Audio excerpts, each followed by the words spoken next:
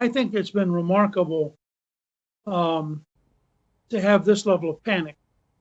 Governor Newsom, for example, closed the zoos again. Now, if you're going to lock up every poor child in Los Angeles or San Diego or San Francisco so that they're in a little apartment, they have no space, and then you're going to close all the public parks. What are these little kids supposed to do? And it Hmm. strikes me that what you end up with is a public health dictatorship, which is very singular in how it measures things. I had a university president say to me the other day that he will lose more young people to suicide and drunk driving than he will lose to COVID. And Hmm. he said they're reopening. He cannot understand why people have any doubt at all about reopening. I'm Dave Rubin, and this is the Rubin Report. Reminder everybody to subscribe to our YouTube channel and click that pesky notification bell. And joining me today is the former Speaker of the House, the author of over 40 books, and the chairman of Gingrich 360 Consulting, Newt Gingrich. Welcome to the Rubin Report. Well, it's good to be with you. It's exciting. I'm glad to have you. You are in Rome at the moment. What's going on in Rome these days? Well, as you know, my wife, Callista, is the ambassador to the Vatican. So that's why we're here.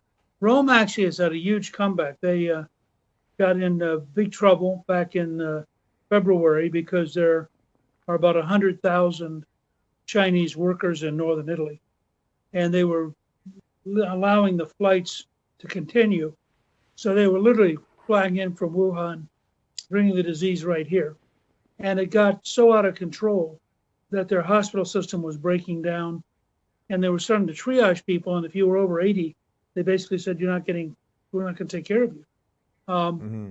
in fact, Callista helped Samaritan's Purse, Franklin Graham's operation. They flew in an entire hospital, 68 beds, 60 doctors and nurses, into the worst hit part of northern Italy. So the Italian government closed everything down. We had grocery stores, pharmacies, gas stations. That's it. If you were in the street, you had to have a good excuse in writing, or you could be fined $3,200. So for Wow. 10 weeks, Calista ran the embassy from our house virtually. And we did an amazing amount of Zoom and GoToMeeting and what have you. And for 10 weeks, they basically starved the virus and gradually got it under control. It's now sufficiently under control that they've reopened the restaurants, the museums, public parks, stores, and you see people walking around. Now, the problem for Italy is about 14% of their economy, one out of every $7, is tourism, and they don't have any tourism yet. So Hmm. places like the Colosseum, last year got 23,000 people a day. They maybe have 500 or 1,000 a day. And so that's a real economic crisis for them. But in terms of the pandemic, they are in dramatically better shape today. Yeah, so we're holding this interview for a couple days, so I don't want to ask you anything about specifically what's happening today, but generally speaking, the way you see the lockdown now in America, and I'm here in Los Angeles, and literally just yesterday, Newsom put us in another lockdown, and that these things seem to keep continually happening. We're watching some spikes. It just seems that no one knows who to trust at the moment. What's your take about how the states have done it, where Trump fits into this, and is there something that you would have been doing differently as Speaker of the House to push your guys to push certain things differently? Well, I think it's been remarkable um, to have this level of panic.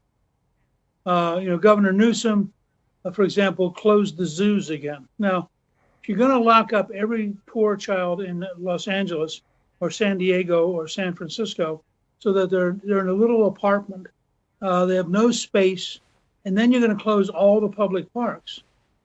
What are these little kids supposed to do? And it Hmm. strikes me that what you end up with is a public health dictatorship, which is very singular in how it measures things. I had a university president say to me the other day that he will lose more young people to suicide and drunk driving than he will lose to COVID. And Mm-hmm. he said, they're reopening. He cannot understand why people have any doubt at all about reopening. And so I would start from there. The people you need to worry about, half of all the deaths, are people who are over 70 years of age. And in particular, the more you go up. At 80 years, it's more dangerous. At 90, it's even more dangerous. So you know that you want to really work to protect people who are over 70.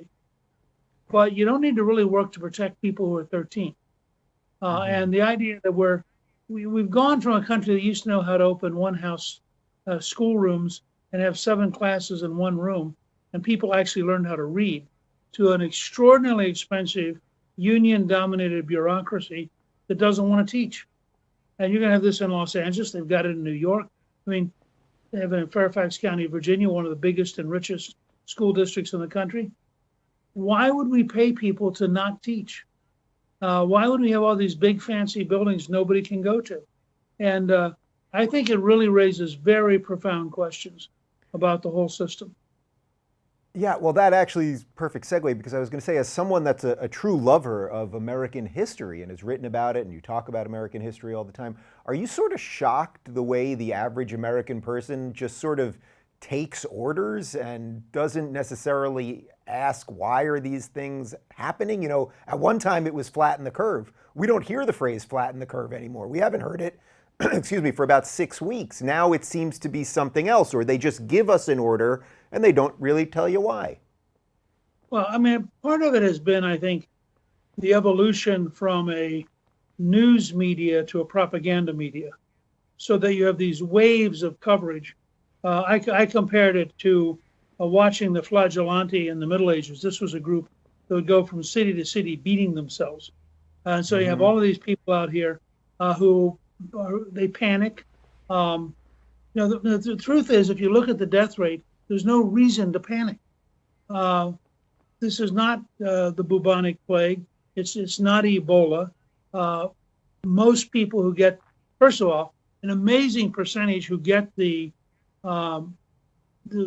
Chinese virus, which is what it is, most of them don't even know they have it.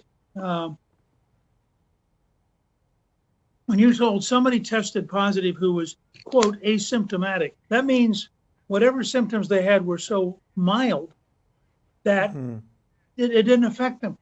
So you have to then stop and say, wait a second, why are we panicking over people? You know, the numbers go up, but the numbers go up of people under 35 who are totally healthy. And I think I have been truly appalled. My younger daughter, Jackie Cushman, as a certified financial analyst and used to run a very large budget, $1 billion plus budget. And she said to me the other night in just sheer disgust, she said, I have never seen statistics put together so badly that it is impossible to know what's actually happening. If you're looking for more honest and thoughtful conversations about politics instead of nonstop yelling, check out our politics playlist. And if you want to watch full interviews on a variety of topics, watch our full episode playlist, all right over here. And to get notified of all future videos, be sure to subscribe and click the notification bell.